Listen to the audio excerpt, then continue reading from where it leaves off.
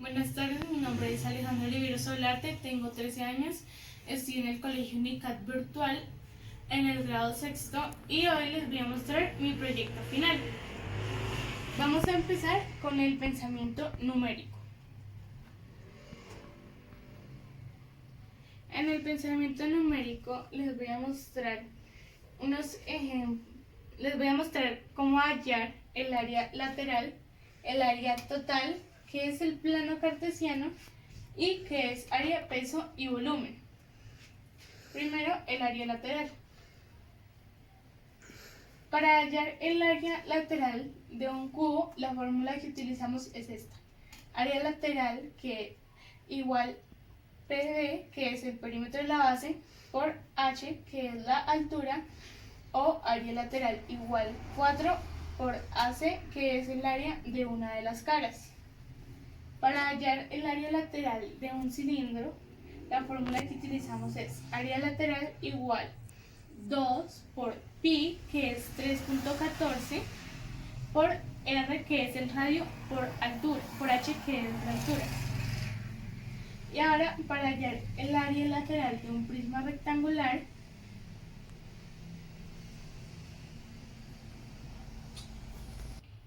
la fórmula que utilizamos es área lateral igual perímetro de la base por altura. Ahora vamos a hallar el área lateral de uno de los edificios de nuestra maqueta. El edificio que yo escogí es este, que tiene la forma de un prisma rectangular. Así que les voy a mostrar cómo hallar el área lateral de este edificio. Para hallar el área lateral de este edificio, tenemos que primero hallar el perímetro de la base, y para hallar el perímetro de la base la fórmula que utilizamos es perímetro de la base igual 2 por A, que es uno de los lados, más 2 por B, que es otro de los lados. Entonces vamos a medir nuestro edificio para saber cuánto mide cada uno de sus lados. Podemos ver que el edificio mide 2,5 centímetros. Y como en este caso todos los lados del edificio miden lo mismo, vamos a hallar el perímetro de la base, utilizando la siguiente fórmula. Perímetro de la base igual 2 por 2,5 centímetros más 2 por 2,5 centímetros. Como resultado de esta multiplicación tenemos 5 centímetros más 5 centímetros. Eso serían 10 centímetros por 8 centímetros, que es la altura de nuestro edificio. Así que el resultado del área lateral del edificio son 80 centímetros cuadrados. Ahora les voy a mostrar algunos ejemplos de área total. Para hallar el área total de nuestro edificio, vamos a utilizar la siguiente fórmula. Área total igual área lateral, que son 80 centímetros cuadrados, más 2 veces el área de la base. Y para hallar el área de la base, la fórmula que utilizamos es área de la base igual base por altura. Como sabemos que la base de nuestro edificio mide 2,5 centímetros y que la altura es de 8 centímetros, la fórmula que vamos a utilizar son área de la base igual 2,5 centímetros por 8 centímetros. Como resultado tenemos 20 centímetros cuadrados. Ahora, para continuar hallando el área total de nuestro edificio, la fórmula que vamos a utilizar es área total igual 80 centímetros cuadrados más 2 veces 20 centímetros cuadrados. Ahora, área total igual 80 centímetros cuadrados más 40 centímetros cuadrados. Así que el área total de nuestro edificio son 120 centímetros cuadrados. Ahora, para hallar el área total de un cubo, la fórmula que utilizamos es área total igual área lateral más 2 veces el área de una de las caras. Ahora, área total igual 256 centímetros cuadrados más 2 veces 64 centímetros cuadrados. Como resultado tenemos área total igual 256 centímetros cuadrados más 128 centímetros cuadrados. Y el área total de nuestro cubo sería 384 centímetros cuadrados. Ahora vamos a hallar el área total de un cilindro. Para esto primero tenemos que hallar el área lateral. Entonces, área lateral igual 2 por pi, que es 3.14, por r, que es el radio, por h, que es la altura. Ahora, área lateral igual 2 por 3.14 por 2.5 por 9 metros. Área lateral igual 141.3 metros cuadrados. Esa sería el área lateral de nuestro cilindro. Y ahora, para hallar el área lateral, la fórmula que utilizamos es área lateral igual, el área total igual 141.3 metros cuadrados más 2 veces el área de la base. Ahora, área total igual 141.3 metros cuadrados más 2 veces, 19.62 metros cuadrados. Área total igual 141.3 metros cuadrados más 39.24 metros cuadrados. Como resultado, el área total del cilindro es área total igual 180.54 metros cuadrados.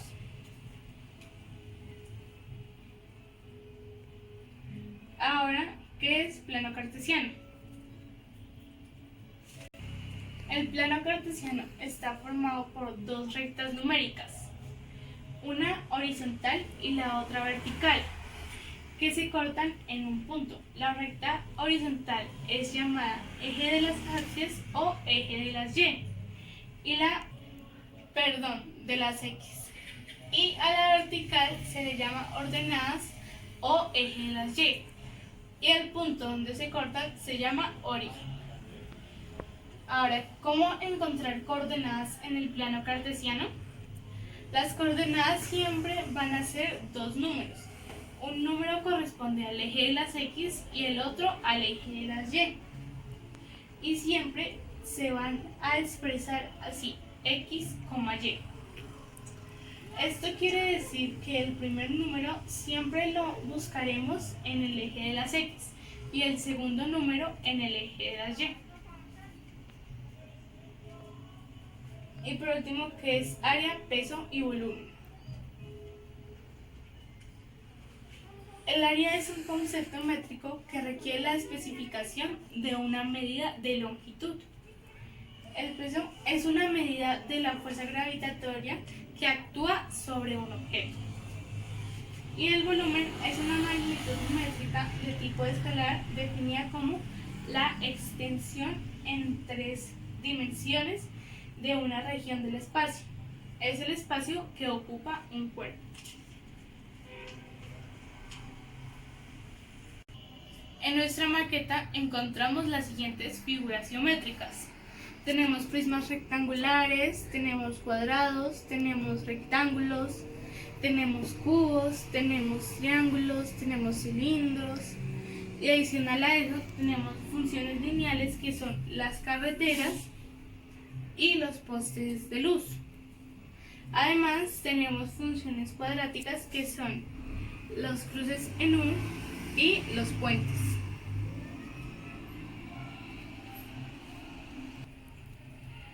En nuestra maqueta utilizamos la regla como principal instrumento de medición para medir el espacio entre cada edificio y utilizamos una escala de medida de 1 a 1. Ahora, el pensamiento tecnológico. En este pensamiento les voy a mostrar la historia del gas, de la luz y del agua. Empezamos con la historia del gas. ¿Cómo llega el gas a las casas? El proceso para hacer que el gas llegue a las casas es arduo y consta de de 4 etapas expuestas a continuación: producción, transporte, distribución y comercialización. Producción. Una vez ubicados los yacimientos de gas natural como gas asociado al petróleo, el gas es extraído del subsuelo a través de pozos perforados para ser llevado a la superficie. Segunda etapa, transporte. Cuando el gas está listo en especificaciones, es transportado por medio de gasoductos o grandes tuberías de acero por las que el gas natural fluye a alta presión y es llevado desde el lugar de origen hasta los centros de distribución y grandes usuarios. La red de TGI es la más grande de Colombia y consta de 3.957 kilómetros. Tercera etapa, distribución. A partir de Citygate, a la entrada de cada ciudad, el gas es distribuido a las residencias, industrias, comercios y otros usuarios a través de redes domiciliarias que se encuentran más cerca de las áreas urbanas y que utilizan gasoductos mucho más pequeños en diámetro. Cuarta etapa, comercialización. La comercialización o venta del gas natural es el proceso por el que se transa o adquiere el gas natural por los consumidores. Los productores venden a los distribuidores y a los grandes consumidores. También lo venden a residencias, comercios y pequeños usuarios. ¿Cuándo se empezó a usar el gas natural? En 1969 inició el suministro directo de gas natural en España sin necesidad de fábricas. En Estados Unidos la primera utilización de gas natural fue en 1821 desde un pozo poco profundo, realizado por William Hartwig, quien es considerado como el padre del gas natural.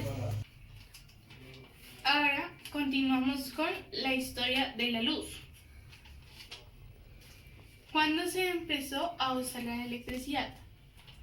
Aunque en 1946 fue la primera vez que apareció la palabra eléctrico o electricidad, la humanidad ya sabía desde mucho antes sobre las pequeñas descargas eléctricas que transmitían a algunos peces.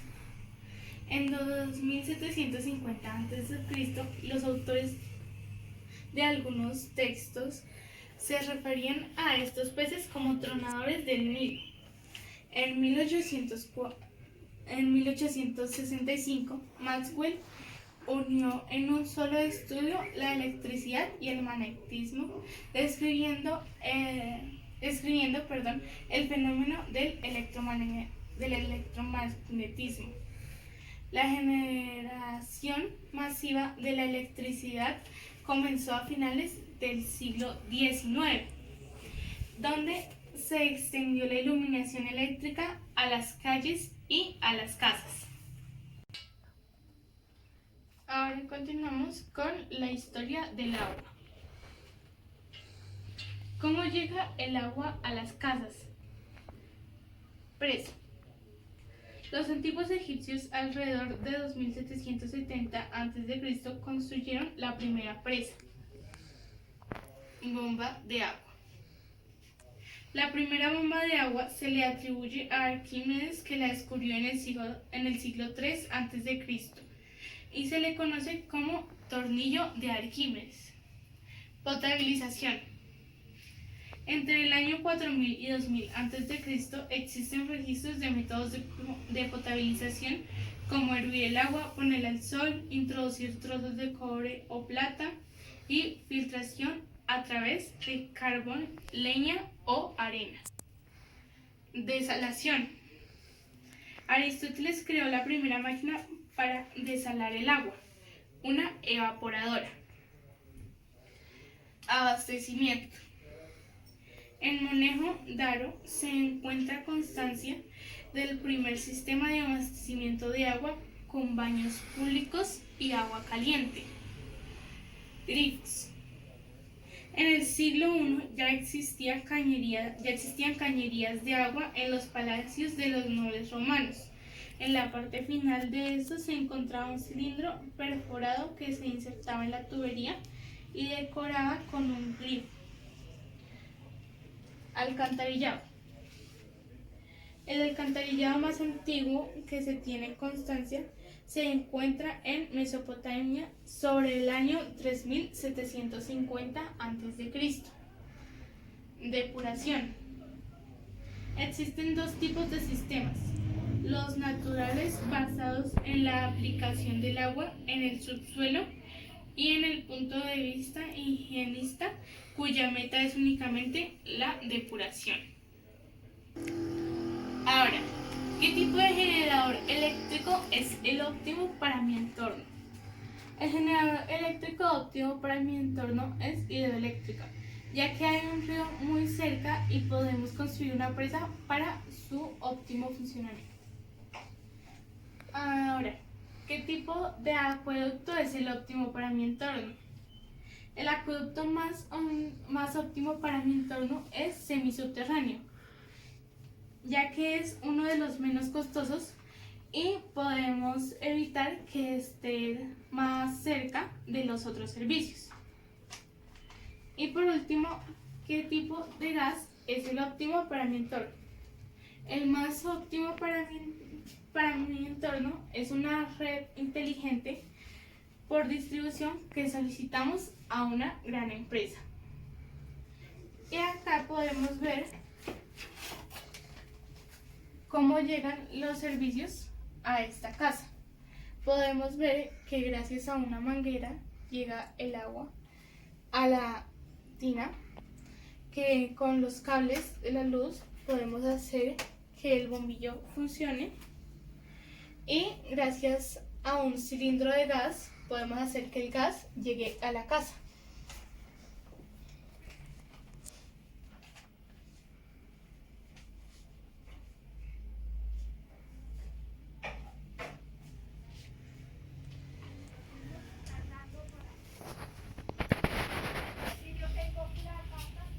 ¿Por qué lo van a cortar ahí? Ahora continuamos con el pensamiento social. En el pensamiento social vamos a hablar sobre cultura prehispánica. Empezamos con diferencias entre comunidad, sociedad actual, sociedad, cultura, sociedad prehispánica y proceso evolutivo. ¿Qué es comunidad? Comunidad es un grupo de seres humanos que tienen ciertos elementos en común. Ahora, ¿qué es sociedad? Es un concepto polisémico que designa a un tipo particular de agrupación de individuos que se produce entre humanos tanto como en algunos animales. Ahora, ¿qué es sociedad prehispánica? Se refiere a las culturas, idiomas, construcciones y cualquier otra cosa existente previa a la conquista española. Ahora, ¿qué es sociedad actual?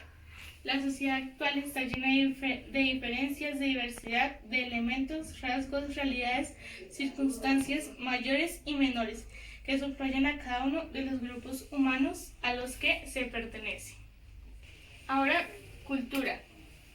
Es un conjunto de saberes, creencias y pautas de conducta de un grupo social, incluyendo los medios materiales, tecnologías que usan sus miembros para comunicarse entre sí y resolver sus necesidades de todo tipo. Y por último, proceso evolutivo. La evolución es el proceso de transformación de unas especies en otras descendientes, incluyendo la extinción de la gran mayoría de las especies que han existido. Se denomina hecho evolutivo al hecho científico de que los seres vivos están emparentados entre sí y han ido transformándose a lo largo del tiempo. Ahora vamos a aprender sobre los aportes de las culturas prehispánicas. Los mayas. Los mayas predecían eclipses y equinoccios, crearon un calendario muy exacto y descubrieron el uso del cero antes que los europeos y los asiáticos. Su sistema de numeración fue el más avanzado de la época y además esta cultura dejó aportes en las artes y en la arquitectura. Los aztecas dejaron su legado en la pintura con fines religiosos y decorativos.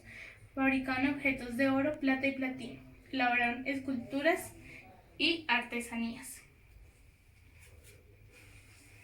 Los chibchas utilizaron la escritura geográfica y fueron expertos en la fabricación de objetos de oro y de bronce, siendo excelentes orfebres.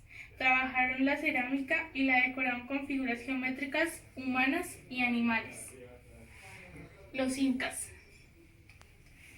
construyeron enormes edificaciones de piedra y desarrollaron el método Quipu, sistema de nudos de colores, que se hacían en cuerda, que se utilizaban para realizar cálculos aritméticos y anotar cifras, fechas y acontecimientos.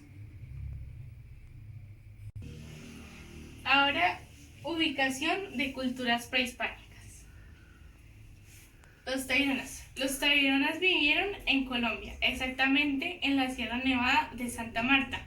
Ellos vivían en casas con forma circular y sus techos eran de palma de la montaña y ellos marcaban sus caminos con piedras.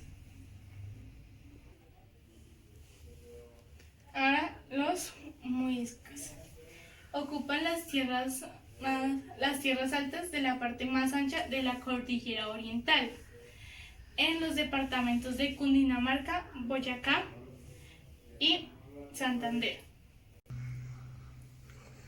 San Agustín y Mediterráneo. El pueblo de la cultura San Agustín habitaron la región de Huila, Cauca y Caquetá, en la actual Colombia a partir del año 1000 a.C. hasta el año 1500 después de Cristo. Y por último, cambios en la cultura prehispánica. Cultura prehispánica. De los cientos grupos étnicos que se encontraban presentes antes de la conquista española, solamente algunos lograron sobrevivir y conservar sus costumbres, lenguas y tradiciones, y son los que ahora brindan a México su gran riqueza cultural, y otros cuantos mezclaron aquello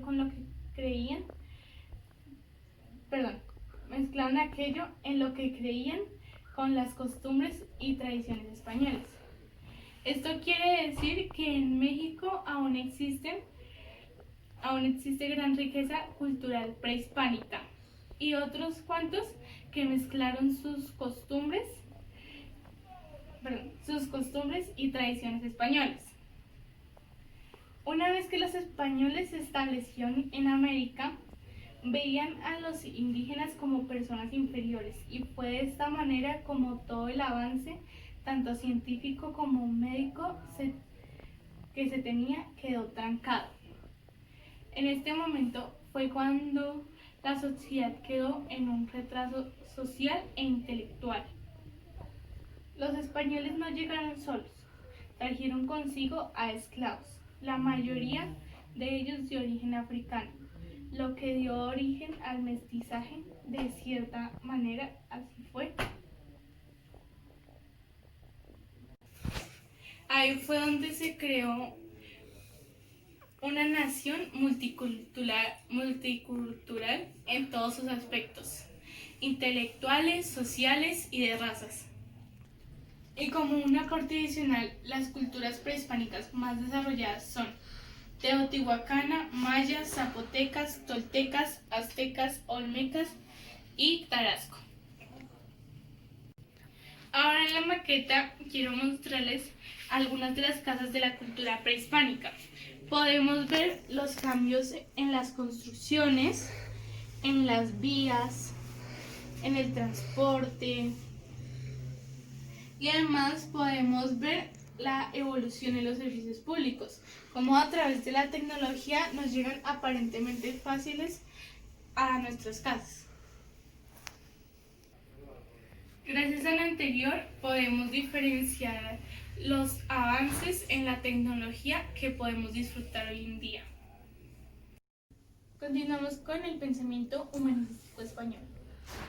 En este pensamiento vamos a hablar sobre mapa y plan, que son contenido, convenciones, orientación y escala. Empezamos con ¿qué son? Mapa. Es una representación gráfica de un territorio con propiedades métricas sobre una superficie bidimensional que puede ser esférica o poliédrica. ¿Y ahora qué es plano? Se trata de un dibujo que representa un lugar como si lo miráramos desde arriba. Esta representación es de forma plana, por eso es su nombre, como lo podemos ver en el video.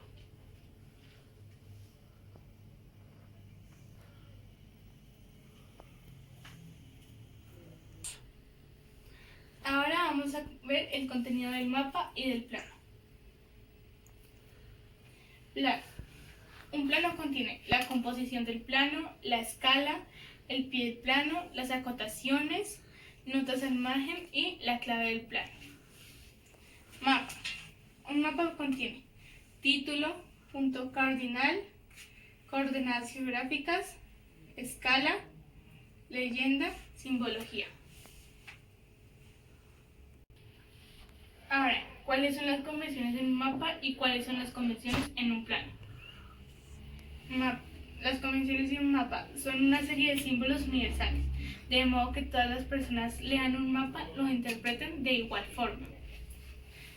Las convenciones de un plano son prácticas, reglas o métodos comúnmente aceptados en el plano. Ahora, orientación de un mapa y orientación de un plano. Plano. Es orientado cuando se ha escogido un sentido de rotación. Los ángulos que tienen el mismo sentido u orientación son positivos, mientras que los que no son negativos. Mapa. Todos los mapas modernos están orientados al norte, es decir, la parte superior señala al norte, la parte inferior al sur, la parte derecha al este y la parte izquierda al oeste. Y por último, escala de un mapa y un plano, que en este caso es lo mismo. Es la relación de proporción entre las dimensiones reales de un objeto y las del dibujo que lo representa. En el caso de mi maqueta, utilicé una escala de 1 a 1, o sea, 1 centímetro, 1 metro.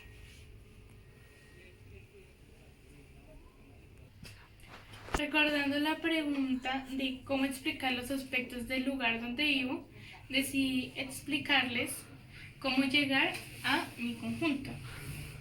Mi conjunto se encuentra a 3.5 metros, recordando que nuestra maqueta está a escala 1 a 1, ubicada sentido. Recordando la pregunta cómo explicar los aspectos del lugar donde vivo, vamos a empezar por ubicarnos en nuestra maqueta. El lado de arriba es el lado norte, el lado de abajo es el lado sur, el lado derecho es el lado oriente y el izquierdo el occidente. Mi conjunto se encuentra a 3.5 metros de la estación de Transmilenio Avenida Chile, ubicada sentido norte-sur por la calle 72 y junto al supermercado ubicado por el lado sur del edificio y ubicado a 14 metros de la playa sentido sur-norte. Recordemos que nuestra maqueta está a escala 1 a 1. Ahora continuamos con el pensamiento bioético. En el pensamiento bioético vamos a hablar sobre taxonomía, ejemplos de taxonomía, aportes de Carl von Linné, que es Archaea, Eukarya y Bacteria. Empezamos con taxonomía. Taxonomía es la ciencia que ordena a los organismos en un sistema de clasificación compuesto por una jerarquía de taxones anillados. Caracteres taxonómicos. Es todo atributo que hace posible diferenciar a un ser de otro. Los caracteres pueden referirse a la forma, estructura, función y comportamiento de los seres. Categorías taxonómicas: dominio, reino, filo o división, clase, orden, familia, género y especie. Yo escogí como eje de taxonomía al león y a la rosa.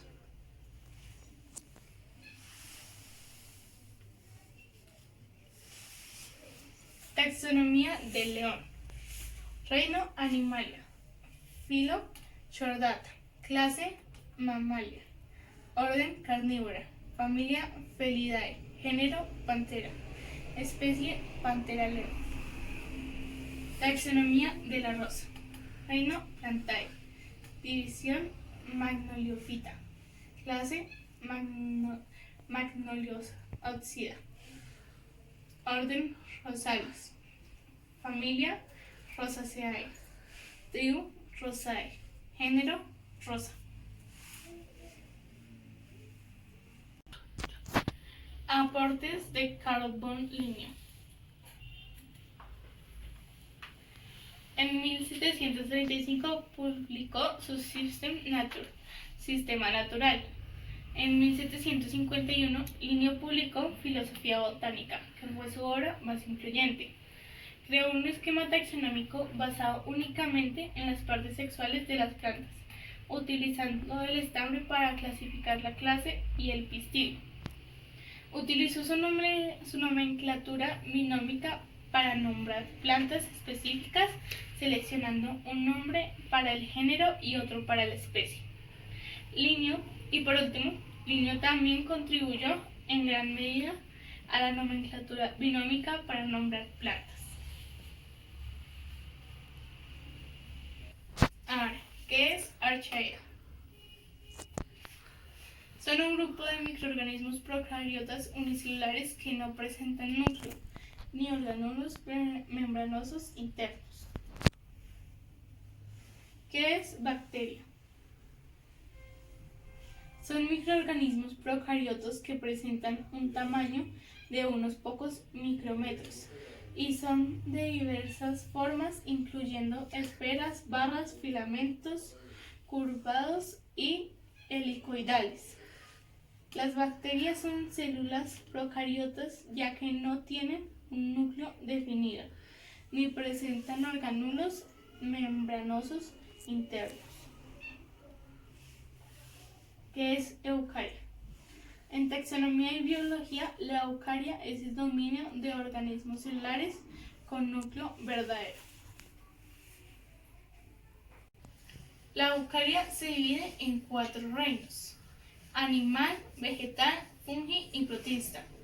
En nuestra maqueta podemos encontrar el reino animal, el reino vegetal y el reino protista, que son las algas.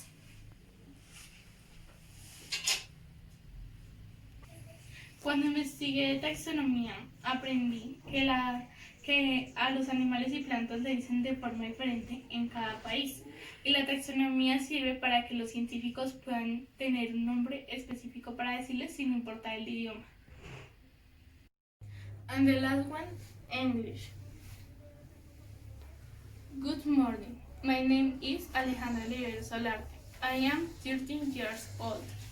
I am in 6th grade.